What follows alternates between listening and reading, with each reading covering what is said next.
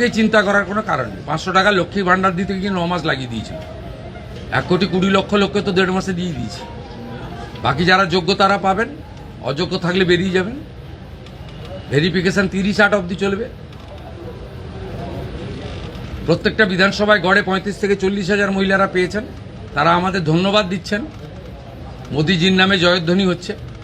বাকি যদি প্রয়োজন হয় আরও 2,000, 5,000, 7,000 প্রকৃত প্রাপক থেকে থাকেন পাবেন, নিয়মের মধ্যে পাবেন। নিয়মের মধ্যে পাবেন। সরকারি অর্থনৈতিক স্কিমের প্রত্যেকটা জিনিসের নিয়ম থাকে। আপনার যদি জল জমি না থাকলে আপনি পিএম কিষাণ পাবেন না।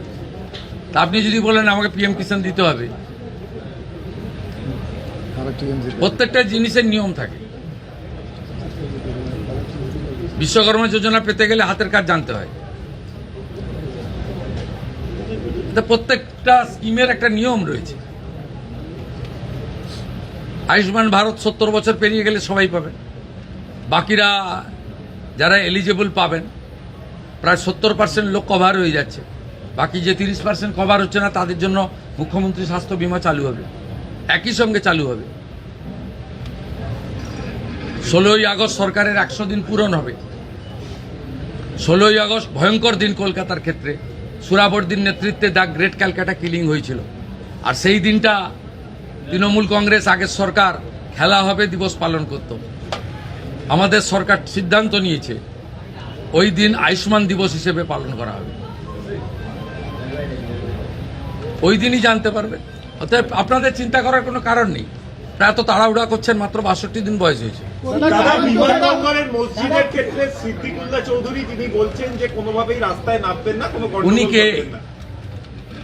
উনি এর আগে ওয়াকআপের সময় জাতীয় নিরাপত্তা, বিমানবন্দরের নিরাপত্তা অগ্রাধিকার পাবে। এর বাইরে মুখ্যমন্ত্রী কোনো কথা বলবে না।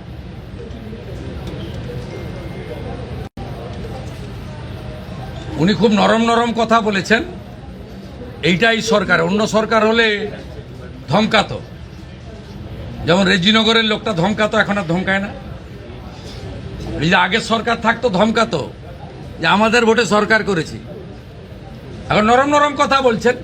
জাতীয় সুরক্ষা এবং বিমানবন্দরের নিরাপত্তা আগে দেখতে হবে। এই বিমানবন্দরের লোকেশন খুব গুরুত্বপূর্ণ নিরাপত্তার ক্ষেত্রে। চীন, বাংলাদেশ সব কাছে। এটা আন্তর্জাতিক বিমানবন্দর। এইখানে এইভাবে খুলে রাখা যায় না।